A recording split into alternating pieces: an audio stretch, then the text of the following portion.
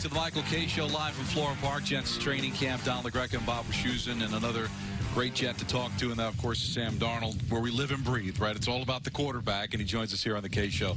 It's Don LaGreca and Bob Wischusen. How are you? Good to see you guys. Thanks for having me. So you're probably loving this, right? Nice warm weather, beautiful. Beautiful. Yeah. You take this in December, too, but that's going to be a little different. Right. It was hot out there today at practice. Yeah. Man, I was sweating. Yeah, I got to start hydrating right now. But it was good, man. Practice has been awesome. Jersey's been beautiful, too, these last few weeks that I've been here. So it's been great. All right, adjustment. You go from kind of a defensive coach, first-year coach in Todd Bowles, when your first year here, and now it all switches. New general manager, new head coach, a head coach that was brought in to kind of help you out, an offensive guy. So has that been as positive as it is, and it's in your wheelhouse, how big of an adjustment has it been? It's been great. You know, the coaching staff we have right now is awesome. Coach Gase has been unbelievable in terms of teaching me the offense, and so has Dowell, Loggins. So they've been outstanding in terms of helping me, and so have Trevor Siemian, Luke Falk, and Davis Webb. They've been great too. Some of the other quarterbacks in that room, but.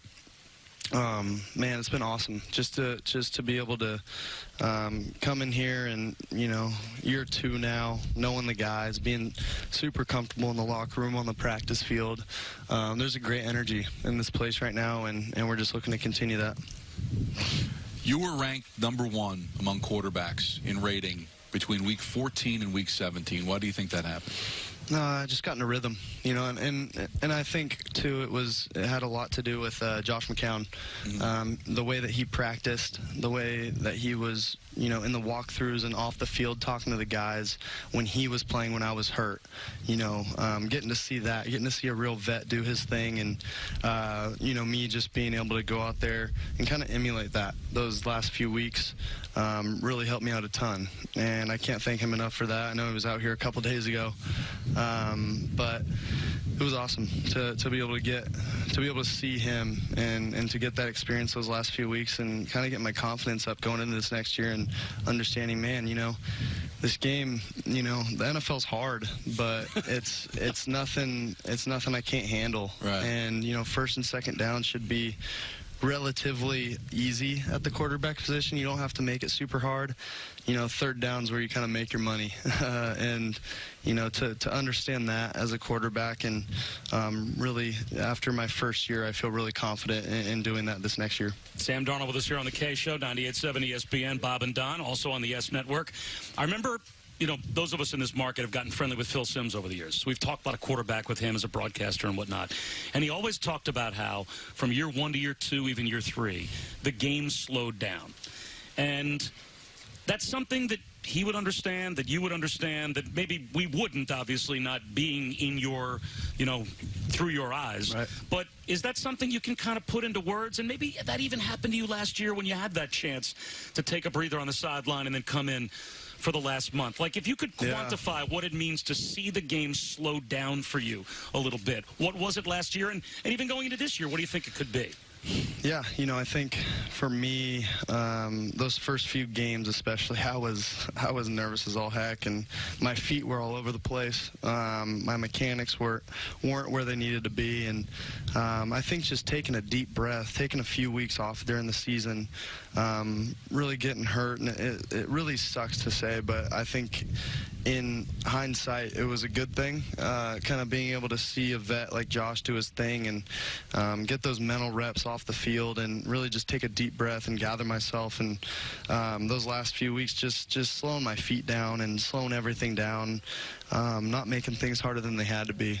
That's really what it was. And I think, just making that step from the first half of the season to the second half, I'm excited to see where, a whole year can take me. And even, third, fourth, fifth year, I think what Phil said about that's absolutely true.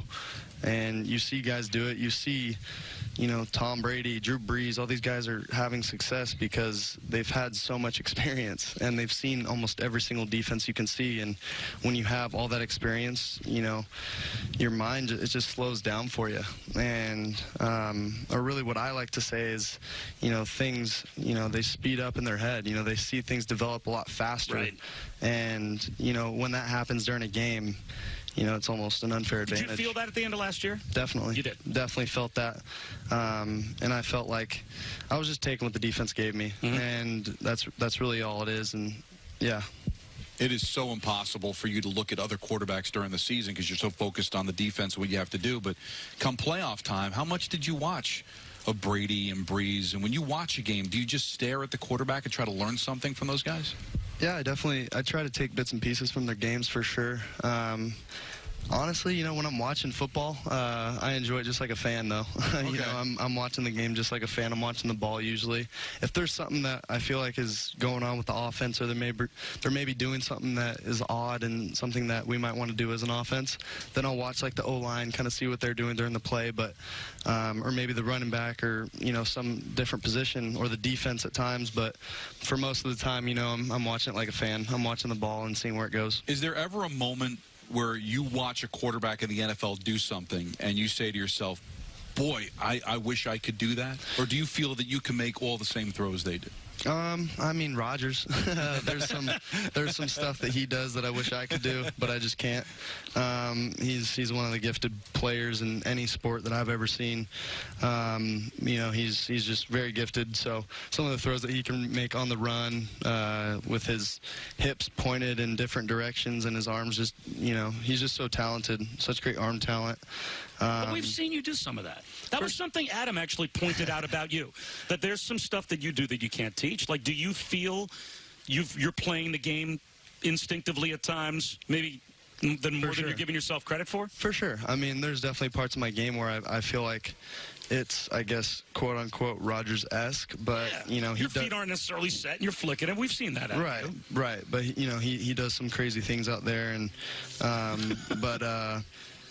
I mean, I do some similar things, but, and then, again, mentally, I'm not there yet. Hopefully I'll get there, but Tom, the way that he's able to just move so fast and with his mind, and, that's somewhere that I wish to get at some point, but he's just on another level right now. Well, there's that old saying in football, too, check down to touchdown. Right. Now you got a guy that you could check it down to where it might be a touchdown. Exactly. Right? I mean, seriously, how much of an impact should it have on you, this offense, but you as still a young quarterback in this league, to know you've got that security blanket wearing number 26? Yeah, it's huge. I mean, to have that guy, really we have a ton of special players on our team, first of all, but to have 26 back there and, to get him the ball at any point, and he might go the distance. You never really know, but the plays that really stick out that people might not notice are, checking the ball to him on first down, and, he's behind the line of scrimmage, makes someone miss, and all of a sudden we're in a 2nd and 5 instead of a 2nd and 11. So those are huge plays, and he makes those plays all the time. He made them all the time with the Steelers, and, I'm looking forward to that.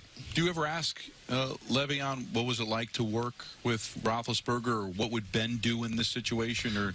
Yeah, there's some things that I've asked him about that. I try to stay away from the Steelers questions, but there's some things definitely that me and Ben, I feel like, kind of do similarly, just in terms of finding more time in the pocket, and kind of scrambling there that he's gotten used to with Big Ben. So there's some things there that I've kind of asked him on what he does in scramble drills and all that kind of stuff. So it's been good to talk to Le'Veon about that and get his input there. Have you been able to enjoy New York from a celebrity standpoint, or are you just kind of someone that just doesn't pay attention to that stuff? Yeah, I've gotten to enjoy it a little bit. I mean, every now and then I'll go out and have a great time, especially during OTAs. We're locked in here, and then during the weekend, some of us will go out and have a good time. But, I mean, it's been great. It's been great. The city's awesome when you go out there, but it's really nice to be here, an hour away.